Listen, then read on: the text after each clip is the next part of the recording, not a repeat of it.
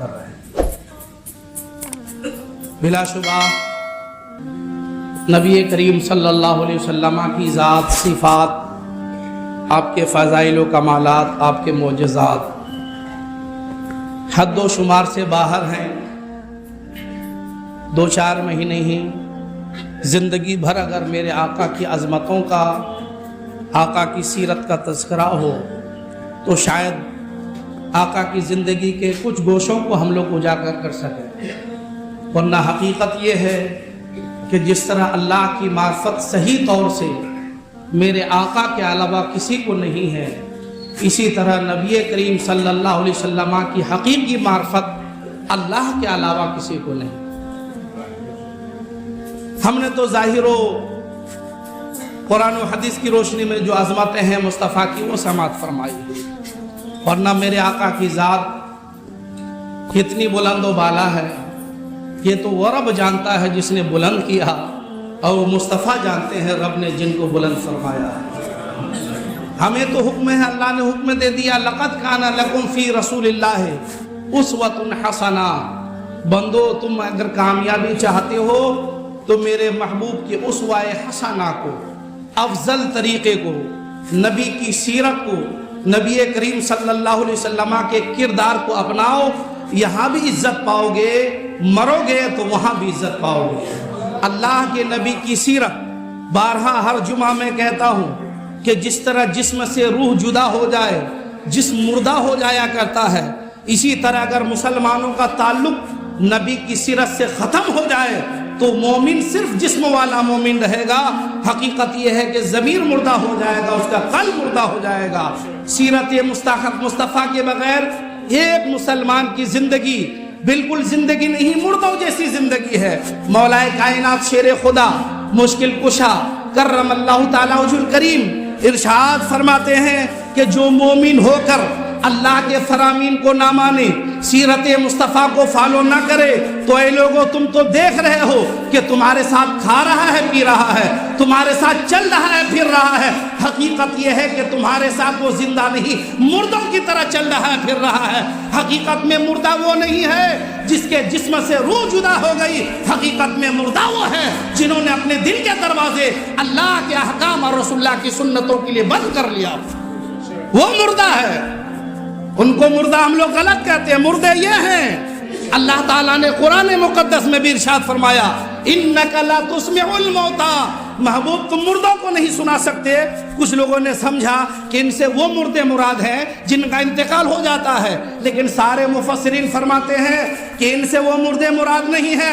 ارے وہ مردے تو سنتے ہیں، حدیث پاک ہے، دفنا کر کے آتے ہو، سیاہ ستہ کی حدیث ہے، ان کی سماعت کا یہ حال کہ جب دفنا کر کے آتے ہو، چپل پہن کر، جوتا پہن کر جب آپ آنا منزل کی طرف آتے ہو تو چپلوں سے جو چٹ چٹ کی آواز آتی ہے وہ آواز بھی مردہ سنتا ہے۔ تو بھلا یہاں اِنَّكَ لَا تُسْمِعُ الْمَوْتَى، محبوب تم مردوں کو نہیں سنا سکتے، اس سے وہ مردے مراد نہیں ہے۔ مفسرین فرماتے اس سے وہ مسلمان مراد ہے کہ زندہ تو ہے مگر اللہ کے احکام کو نہیں مانتا، زندہ تو ہے نبی کی سیرت کو نہیں اپناتا، زندہ تو ہے نبی کے طریقہ سے منہ موڑے ہوا ہے۔ حقیقت میں یہی مردہ ہے، ان کو نہیں سنایا جا سکتا۔ اس زمانے میں جس طرح مسلمان ہے کہ بیان سن لیا، ارے مفتی صاحب نے کیا بیان کیا، ارے میرے بیان کی تعریف و توصیف سے کیا ملے گا؟ مجھے خوشی تو اس وقت ہوگی کہ میں نے قرآن و سنت کی روشنی میں جو بات آپ تک پہنچائی، آپ عمل کر لی ہوتے، آپ کو بھی اجر مل جاتا، مجھے بھی اجر مل جاتا۔ میری تقریر کی تعریف کرنے سے مجھے کچھ نہیں ملے گا، نہ میں اس کا خواہ ہوں۔ میں تو الحمدللہ حق بات آپ تک پہنچانے کی اس لیے کوشش کرتا ہوں تاکہ میں اللہ کی بارگاہ میں اپنی ذمہ داری سے سبکدوش بھی ہو جاؤں، اور آپ بھی ان باتوں پر عمل کر کے اپنی دنیا کو بھی صحیح کر لیں اور آخرت کو بھی ٹھیک کر لیں۔ میرے آقا سرور کائنات صلی اللہ علیہ وسلم نے کیا شادیاں نہیں کی؟ مختلف وقتوں میں 11 شادیاں میرے آقا کی ہوئی۔ پھر میرے آقا کے سامنے صدیق اکبر کی شادی ہوئی، عمر بن خطاب کی شادی ہوئی، عثمان غنی کی شادی تو خود نبی کی 2 بیٹیوں سے ہوئی، حضرت مولا کائنات شیر خدا کی شادی خود نبی کی بیٹی سیدہ فاطمہ سے ہوئی۔ مگر مسلمانوں ان شادیوں کا مطالعہ بھی تو کرو، اللہ کے نبی سرور کائنات کی زندگی کو اپنانا ہے تو اپنی شادی کرنے سے پہلے، اپنے بیٹے کی شادی کرنے سے پہلے آپ پر ضروری تھا نا کہ نبی کی شادی کو دیکھتے، نبی کی بیٹی کی شادی کو دیکھتے، تب آپ کو رہنمائی ملتی۔ اب لوگوں کی شادیوں کو کیوں دیکھنے لگے؟ اللہ نے تو قرآن میں فرمایا میرے محبوب کو دیکھو، ان کی اتباع کرو، ان کی اطاعت کرو، جس نے میرے محبوب کی اطاعت کی اس نے میری اطاعت کی۔ مگر کتنے مسلمان ہیں جب کام نکل جاتا ہے تب آ کر کے پوچھتے حضرت ہم نے ایسا کر لیا تھا، صحیح تھا کیا؟ اب جب تم کر لی ہو تو اب کیوں پوچھ رہے ہو؟ کرنے سے پہلے پوچھتے تو اگر غلط تھا ہم اصلاح کر دیتے، صحیح تھا تو ساتھ مبارکباد پیش کر دیتے۔ اب کام نکل گیا، شادی ہو گئی، ولیمہ ہو گیا، ساری خرافات ہو گئی، تب آ کے فتویٰ پوچھ رہے ہیں۔ ارے مولا کائنات شیر خدا، مشکل کشا، جن کی عظمت، جن کی رفعتیں، کون ہے، کون مسلمان ہے جو نہیں جانتا؟ داماد پیغمبر ہیں مولا علی، بچوں میں سب سے پہلے اسلام لانے والے ہیں مولا علی۔ ان کی سب سے بڑی خوبی یہ ہے کہ مولا علی جب تک شادی نہ ہوئی تب تک نبی کے ساتھ ہی رہے، سفر میں بھی رہے، گھر میں بھی رہے۔ تو ان سے زیادہ، اور پھر دنیا کی ایک ایسی شادی ہے الحمدللہ کہ یہاں یہ شادی یہاں نہ ہوئی۔ سیدہ فاطمہ نبی کی پیاری بیٹی، سب سے افضل بیٹی۔ کیوں سب سے افضل بیٹی؟ کیونکہ نبی پیار کرتے تھے، محبت فرماتے تھے۔ آقا ارشاد فرماتے ہیں میری بیٹی فاطمہ دنیا کی عورتوں کا بھی سردار ہے، جنتی عورتوں کا بھی سردار ہے۔ اس شہزادی سے بہتر شہزادی کائنات کی کون ہو سکتی ہے میاں؟ آپ نے اس شادی کا تذکرہ نہیں سنا، آپ نے مولا کائنات کی شادی کو بھلا دیا۔ یا علی کہتے ہیں، مگر علی کی شادی پر آپ کی نظر کیوں نہیں ہے؟ فاطمہ فاطمہ کہتے ہیں، فاطمہ کی شادی پر آپ کی کیوں نظر نہیں ہے؟ صدیق اکبر گئے، عمر بن خطاب گئے، پیغام قبول نہ ہوا۔ اللہ کے نبی تکلف، اللہ کے نبی بالکل کف لسان فرما ہوئے ہیں، رازدار نبوت۔ صدیق اکبر سمجھ جاتے ہیں کہ صدیق اکبر سمجھ جاتے ہیں کہ فاطمہ کی شادی کسی اور سے نہیں، رازدار نبوت صدیق اکبر ہیں۔ وہ سیدھے علی کے پاس پہنچتے ہیں، فرماتے علی تم جاؤ فاطمہ کا ہاتھ مانگو، میرا دل کہہ رہا ہے کہ نبی تمہارے ہی پیغام کے منتظر ہیں۔ صدیق اکبر مولا کائنات کے پاس پہنچے، حضرت علی عرض کرتے ہیں صدیق کیسے جاؤں، کچھ تو ہے ہی نہیں، مہر کیسے ادا کروں، گھر بھی نہیں ہے، میں حضور کے پاس ہی کھاتا ہوں، حضور کے پاس ہی رہتا ہوں، کس منہ سے مانگا جائے؟ صدیق اکبر فرماتے ہیں عمر بن خطاب بھی پہنچے ہوئے تھے، ایک روایت میں عبد الرحمن بن عوف بھی پہنچے ہوئے ہیں۔ صدیق اکبر فرماتے ہیں تم مانگ تو لو، باقی دیکھا جائے، تم ہاتھ مانگ تو لو، دیکھا جائے گا۔ ڈرتے ڈرتے مولا علی حضور کی بارگاہ میں پہنچے اور پیغام سیدہ فاطمہ کا دیا۔ اللہ کے نبی خوش ہوئے اور ارشاد فرمایا مسکرا کر، اے علی مجھے اللہ کی طرف سے حکم ہے کہ میری بیٹی فاطمہ کا نکاح تمہارے ساتھ کرو۔ سیدہ فاطمہ کا علی کے ساتھ نکاح، یہ کوئی دنیاوی نکاح نہیں ہے میاں، یہ آسمانی نکاح ہے۔ اللہ کا فیصلہ ہے کہ فاطمہ کا نکاح علی مرتضیٰ کے ساتھ ہو۔ اور مہر وغیرہ کا بھی معاملہ ہے، ابھی نہیں رکھ لیا، مہر باپ کی بپوتی ہے، بیوی کو ادا کرنے کی کوئی ضرورت نہیں ہے۔ اور کتنے لوگ ایسے ہیں کہ مہر کے معاملے میں، جہیز کے معاملے میں تو بہت فراخ دل ہے، جو آ جائے سسرال سے غنیمت ہے، اور مہر کے معاملے میں جھگڑا کا ہے 25,000 کیوں ہوگا، 2,000 کرو، 5,000 کرو، اور سامان کے معاملے میں جو آ جائے آنے دو۔ بیچارہ قرض لے کر گھر بیچ کر سب کچھ دے دیا داماد کو، تب بھی تسلی نہیں، سال بھر کے بعد 2 سال کے بعد کوئی نہ کوئی شکوہ، بتائیے یہ دیا نہیں بڑی تکلیف؟ تو سسرال کے بھروسے سے شادی کیا تھا، وہی تمہیں کھلائے گا پلائے گا، تو داماد بنا ہے کہ ان کا غلام بنا ہے؟ غلام کا انتظام نہ آقا کرتے ہیں؟ اگر تو داماد نہیں غلام ہے تب تو تمہارے سسرال والے کر دیں گے، اگر داماد ہے تو یہ بے حیائی چھوڑ، جو دے دیا اپنی خوشی سے اللہ کا شکر منا، نہیں دیا تب بھی شکر مانا، کیونکہ اس نے اپنی بیٹی تو تمہیں دے دیا ہے۔ اللہ کے نبی نے حضرت علی کا پیغام قبول فرما لیا، اب نکاح ہو رہا ہے، اب نکاح ہو رہا ہے۔ اللہ کے نبی نے بطور گواہ کے صدیق اکبر کو بلایا، عمر فاروق کو بلایا، عثمان غنی کو بلایا، عبد الرحمن بن عوف کو بلایا، چند صحابہ انصار و مہاجرین موجود ہیں۔ اللہ کے نبی کھڑے ہوئے، خطبہ پڑھا اور سیدہ فاطمہ کا نکاح مولا کائنات کے ساتھ کر دیا۔ اتنی ہی روایتیں ہیں، تاریخ کی کتابیں، حدیث کی کتابیں پڑھیے، نہ وہاں ہلدی کی رسم کا تذکرہ ہے، نہ رت جگہ کی رسم کا تذکرہ ہے، نہ گلگلہ بنانے کی رسم کا تذکرہ ہے، بس اتنا ہی تذکرہ ہے کہ پیغام گیا، اللہ کے نبی نے چند صحابہ کو بلایا، خطبہ پڑھا، سیدہ فاطمہ کا نکاح مولا کائنات کے ساتھ کر دیا۔ اب جہیز میں نبی نے کتنا دیا یہ لوگوں کو معلوم ہے، پھر میں کبھی بتاؤں گا، مہر کتنا ہوا پھر میں کبھی بتاؤں گا۔ اس کے بعد اب دیکھیں مولا کائنات کا نصیبہ، دیکھیں میرے آقا سرور کائنات کے حجرے میں نبی کے پاس مولا کائنات شادی تک سوتے رہے۔ کیا مقام ہے مولا کائنات کا، کیا رتبہ ہے مولا کائنات کا، شیر خدا کا۔ اب میرے آقا کی بارگاہ میں رہیں، کھا رہے ہیں نبی کے پاس، پی رہے ہیں نبی کے پاس، سو رہے ہیں نبی کے پاس، اب شادی ہوئی مکان کی ضرورت ہے۔ حارثہ بن نعمان انصاری ایک صحابی رسول ہیں، انہوں نے دیکھا کہ اب علی کی شادی ہوئی، الگ سے ایک کمرے کی ضرورت ہے، ان کے پاس ایک کمرہ تھا، سرکار کی بارگاہ میں آئے، عرض کہ یا رسول اللہ یہ کمرہ میں آپ کو نظر کرتا ہوں، آپ کی بارگاہ میں پیش کرتا ہوں۔ اللہ کے نبی نے مولا کائنات سے فرمایا علی آج سے اس کمرے میں تم اور میری بیٹی فاطمہ رہو۔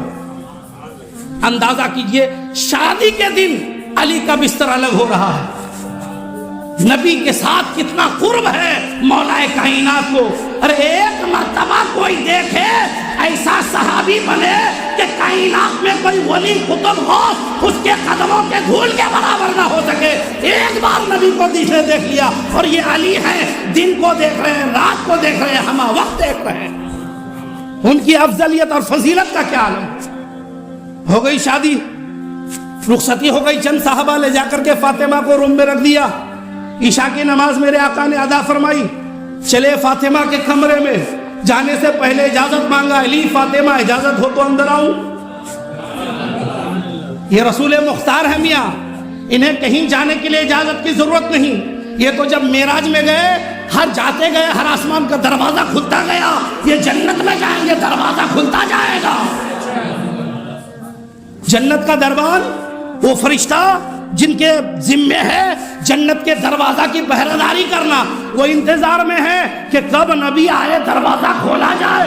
نبی کو جانے کے بعد کھڑے رہنے کی ضرورت نہیں ہے، نبی کو دیکھے گا وہ فرشتہ اور جنت کا دروازہ کھول دے گا۔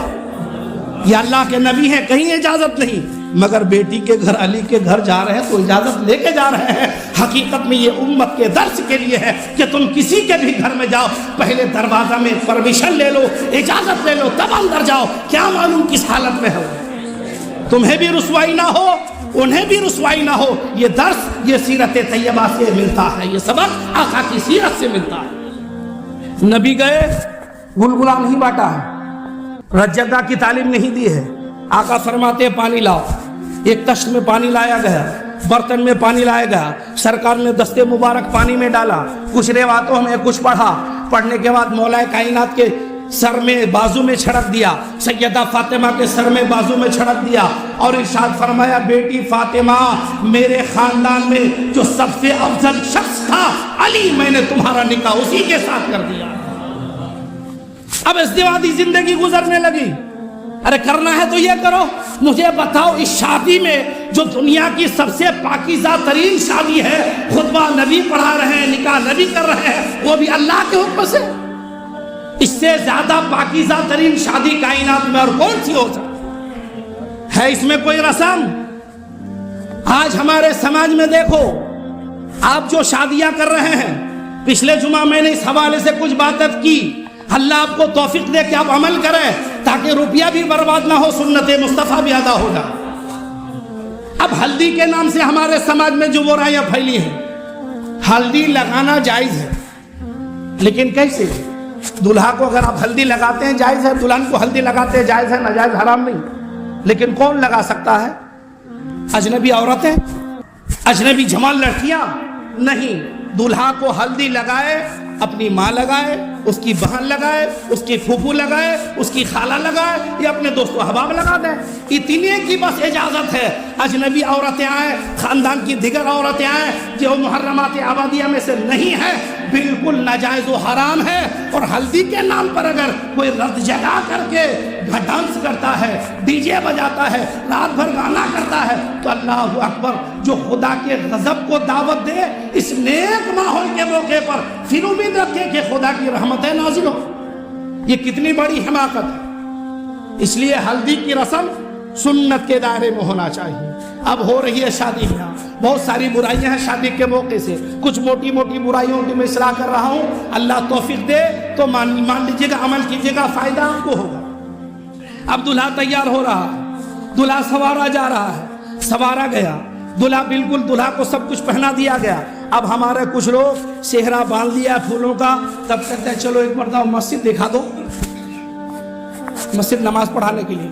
تو مؤذن مسجد آ کے کہتا اٹھو, اٹھ رہا ہے, بیٹھو, بیٹھ رہا ہے. تو نماز پڑھ رہا ہے کہ ڈرامہ کرنے کے لیے آیا. اور پہلی بات, جب آپ نے صحرا باندھ لیا, امامہ اتنا موٹا باندھ لیا, نماز ہوگی؟ ارے ہوگی نماز؟ نہیں نہ ہوگی. اگر نماز ہی پڑھوانا تھا, مسجد کا چہرہ ہی دیکھوانا تھا, تو کرتا پہن لیا, پاجامہ پہن لیا, امامہ باندھ لیا, آ کر کے مسجد میں 2 رکعت شکرانہ پڑھ لیتے, نفل پڑھ لیتے. یا اگر اس نماز کا وقت ہے تو نماز ہی تب جاتے. مگر دولہا بھی بیوقوف, اور ان کے آس پاس میں جو لوگ رہے وہ بیوقوف در بیوقوف. نہیں حضرت ایسے کیسے, جب تک صحرا نہیں ہوا کیسے نماز پڑھے گا؟ ایک جگہ میں گیا تھا صحرا باندھنے کے لیے, میں نے کہا بیٹا نماز پڑھ لے. باپ اڑ گیا, کیا حضرت پہلے آپ صحرا باندھا, کیسے نماز پڑھے گا؟ ہزار سمجھانے کے باوجود اپنی بات پہ رہا. جب صحرا باندھ لیا, میں نے کہا محترم آپ نماز پڑھ کے دکھائیے. اب نماز ہوگی؟ صحرا باندھ کر کے, امامہ باندھ کر کے سجدہ ہوگا, تو کیوں ایسی حماقتیں کرتے ہو؟ پہلی بات, اگر مرد مومن ہو, 5 ٹائم کی نماز پڑھ لی, تو اب ضرورت ہی نہیں اس وقت نماز پڑھنے کی, تم تو فرض ادا کر لیے ہو. ارے جو فرض ادا کر لیے اسے نفل کی کیا ضرورت ہے اس وقت؟ مگر ہمارے بزرگوں نے یہ رسم غلط نہیں رکھا ہے, صحیح رکھا ہے. کیوں؟ کیونکہ جو لوگ کبھی مسجد دیکھا نہیں, جمعہ میں بھی آیا نہیں, تو بزرگ سوچتے ہیں کہ بیٹا مر مرا جائے, کچھ ہو جائے, ایک بار مسجد کا منہ تو دیکھ لے جا کے. تو بزرگوں نے غلط نہیں رکھا, صحیح رکھا. غلط رکھا ہے تاکہ ایک مرتبہ دیکھا لے. کیسے ہزاروں لاکھوں مسلمان ایسے ہیں جو جمعہ تک نہیں پڑھتے, مر جاتے, اس کی نماز جنازہ پڑھا لیا.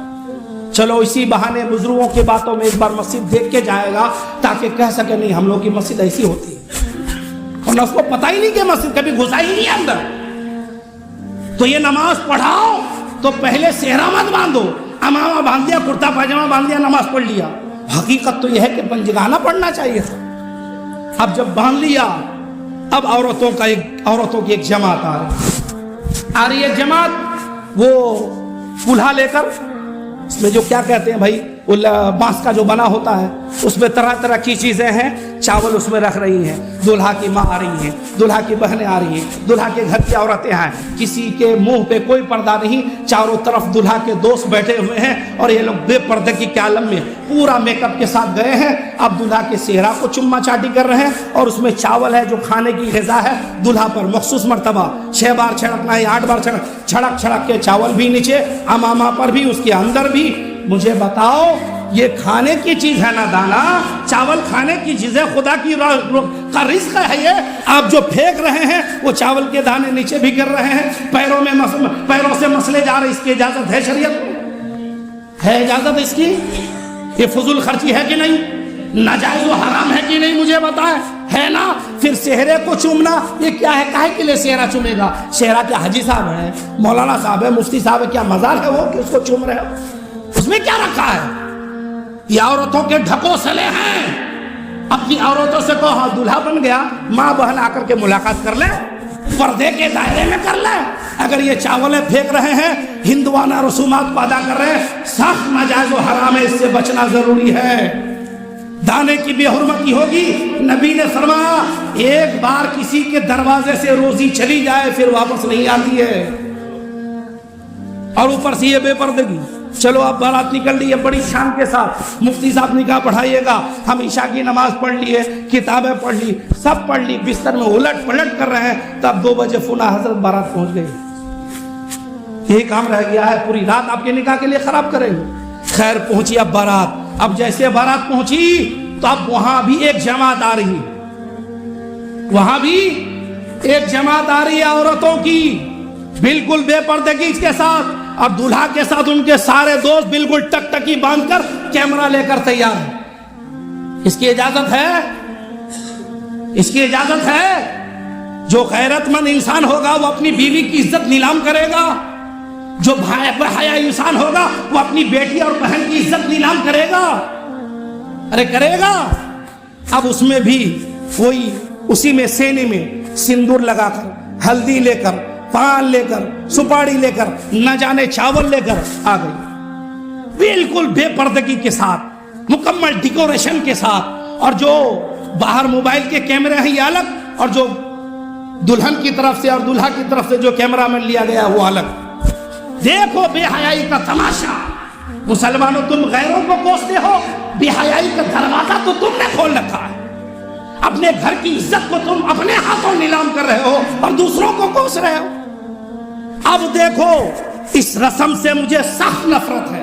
عورتیں آئی پان لے کر، سینور لے کر، کیا کیا لے کر، اب اور دیا لے کر، اس میں دیا لے کر تیل ڈال کر دیا اس میں جلایا جا رہا ہے، جلا کر کے پان سیکا جا رہا ہے، پان سیک کر کے دولہا کے گال کو گرم کیا جا رہا ہے، رخسار کو، معاذ اللہ رب العالمین۔ اور اس میں بے پردہ عورتیں ہیں، اجنبی عورتیں ہیں۔ مجھے بتاؤ اس بے پردگی کی شریعت اجازت دے سکتی ہے؟ اس بے حیائی کی شریعت اجازت دے سکتی ہے؟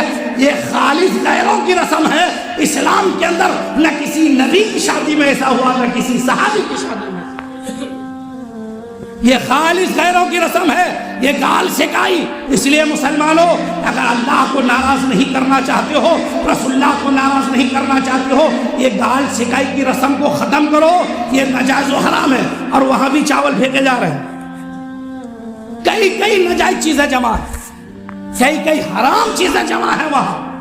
ایک تو بے پردگی کے ساتھ عورتیں، پردے کا کوئی اہتمام نہیں، فل میک اپ کے ساتھ، پھر اجنبی عورتیں جن کا چہرہ دیکھنا جائز نہیں، ایک طرف ادھر دولہے کے ساتھ ان کے دوستوں کی ٹولیاں، اس کے اوپر یہ بیہودہ رسومات کے دیا جلا کر بالکل پان سیک کر کے گال سیکا جا رہا ہے۔ بلا شبہ اس کے ناجائز و حرام ہونے میں کوئی شک نہیں ہے۔ اپنی شادیوں کو سیرت مصطفیٰ کے مطابق بناؤ، مولا کائنات جیسی شادی بناؤ، سیدہ فاطمہ جیسی شادی بناؤ، ان رسم بد کو دور کرو، تب خدا کی رحمت ہے دلہن پر بھی نازل ہوگی، دولہے پر بھی نازل ہوگی۔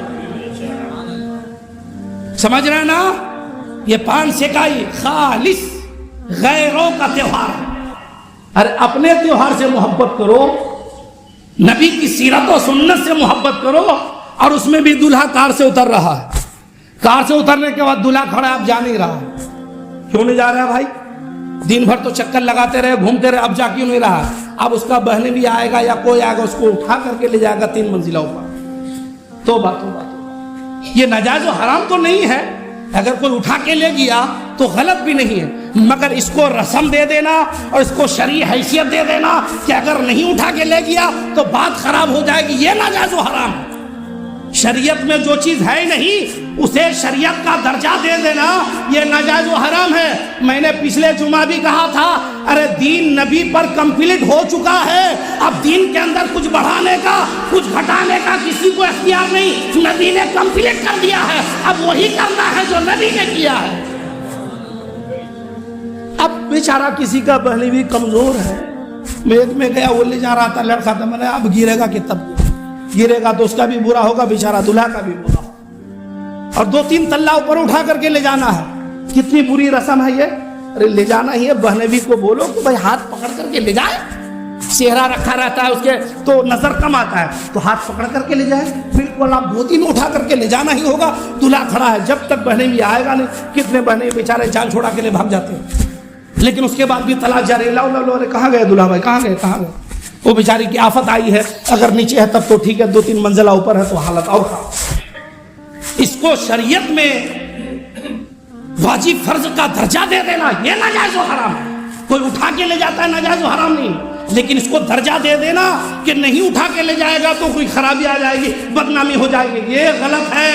شریعت کے اندر انہی باتوں کو مانو جانو جو نبی نے حکم دیا ہے، اپنی طرف سے کسی چیز کو شریعت میں درجہ نہ دو ورنہ ہلاکت ہے۔ اس لیے دلہا اٹھانے کی رسم اس کو بھی ختم کی۔ ہاتھ پکڑ کر کے جہاں بھی دلہا کو لے جانا ہے وہ لے جائیں. آپ کو میں ہمیشہ بتاتا ہوں کہ میاں نبی کی سنت میں برکت ہے, نبی کی سنت سے ہٹنے میں برکت نہیں, خدا کا غضب ہے. اور ان چیزوں کو لے کر جو بدشگونیاں پھیلائی جا رہی ہیں, ایسا نہیں ہوگا تو ایسا ہو جائے گا, ایسا نہیں ہوگا تو ایسا ہو جائے گا. میں آپ کو دعوے کے ساتھ قرآن و حدیث کی روشنی میں بتاتا ہوں, اسلام میں بدشگونی ہے ہی نہیں. اسلام میں بدشگونی بدفعلی ہے ہی نہیں. اس لیے کسی چیز کے نہیں کرنے سے ایسا ہو جائے گا, وہ مر جائے گا, وہ ایکسیڈنٹ ہو جائے گا, فلاں ہو جائے گا, طلاق ہو جائے گی, رشتہ خراب ہو جائے گا. یہ سب عورتوں کے ڈھکوسلے ہیں جو مرد حضرات اس کا سپورٹ کرتے ہیں. یہ سب گنہگار ہوں گے. اللہ کے نبی نے بخاری شریف میں حدیث پاک میں فرما دیا, لا سفرا ولا ہمتا. اللہ کے نبی نے سفر ہے, بدشگونی ہے, بدفعلی ہے, یہ سب کی اسلام کے اندر کوئی اجازت نہیں, کوئی جگہ نہیں. عورتیں جو کہیں گی آپ مان جائیں گے, حضرت عورتیں نہیں مانتی ہے. اچھا عورت نہیں مانتی ہے, ایک مرتبہ گھر کا راشن بند کر دو, دیکھیں عورت مانتی ہے کہ نہیں مانتی. دلہا بھی کہہ رہا حضرت دوست لوگ نہیں مانتے. اچھا تم نے بلایا پہلے سے سیٹنگ کیا اور نہیں مانتے ہیں. حضرت یہ کیمرہ والے پتہ نہیں کون بلا لیا. اچھا تمہیں پتہ بھی نہیں اور بلا لیا ہے. لوگ اتنے پاگل ہو گئے ہیں. یہ سب بہانے نہ بناؤ, یہ بہانے ہمیں آپ کو تسلی دینے کے لیے ہے. خدا وحدہ لا شریک ہے, قادر مطلق ہے, اس کی نگاہ سے کوئی چیز پوشیدہ نہیں, وہ عالم الغیب و شہادہ ہے. ارے تم مرو گے, حساب مفتی رفیق کے پاس نہیں دینا ہے, نہ سماج کے پاس دینا ہے, نہ کسی نیتا لیڈر کے پاس دینا ہے. حساب تو خدا کی بارگاہ میں دینا ہے. جن کی بارگاہ میں حساب دینا ان کا خوف کر. اگر بدشگونی لینا ہی ہو, ان میں رسومات پہ کچھ نہیں ہوا, خدا نہ خواستہ اتفاقاً کوئی حادثہ ہو گیا تو 50 مرتبہ اسی وجہ سے ہوا. پہلے کہہ رہے تھے نا. ارے بدشگونی اگر لینا ہی ہے تو اس بات پر کہیں نہیں لیتا کہ ارے ایکسیڈنٹ ہو گیا, کسی کا انتقال ہو گیا, تو بدشگونی اس بات پر لینا چاہیے وہ تم نے فجر کی نماز آج نہیں پڑھی تھی اس لیے ایکسیڈنٹ ہو. تمہارا بچہ مر گیا تو یہ بدشگونی نہیں لیتے, یا اللہ میں نماز نہیں پڑھا, خدا کی نافر میرا بچہ مر گیا. بدشگونی تو اس میں لینا چاہیے تھا. اور یہاں اگر ایسا کہتے تو ہو بھی سکتا تھا, کیونکہ قرآن کہتا ہے بے نمازیوں سے اللہ ناراض, بے نمازیوں پر خدا کا غضب. تو جن سے خدا ناراض ہو, جن پر خدا کا غضب نازل ہو, وہاں حادثات ہو ہی سکتا ہے, وہاں حادثات ہو ہی سکتا ہے. تو میں آپ سے کہتا ہوں کہ کبھی ایسی بھی بدشگونی پھیلاؤ نا. ارے وہ مر گیا نماز نہ پڑھنے کی وجہ سے, وہ قرض میں ڈوبا ہوا ہے نماز نہ پڑھنے کی, ان کا ایکسیڈنٹ ہو گیا نماز نہ پڑھنے کی, ان کا بیٹا بیمار پڑ گیا نماز نہ پڑھنے کی وجہ سے. یہ پھیلاؤ گے تو تمہارا بھی بھلا ہوگا, ہمارا بھی بھلا ہوگا. اسی ڈر سے اگر کوئی نمازی بن گیا تو میاں کیا کہنا.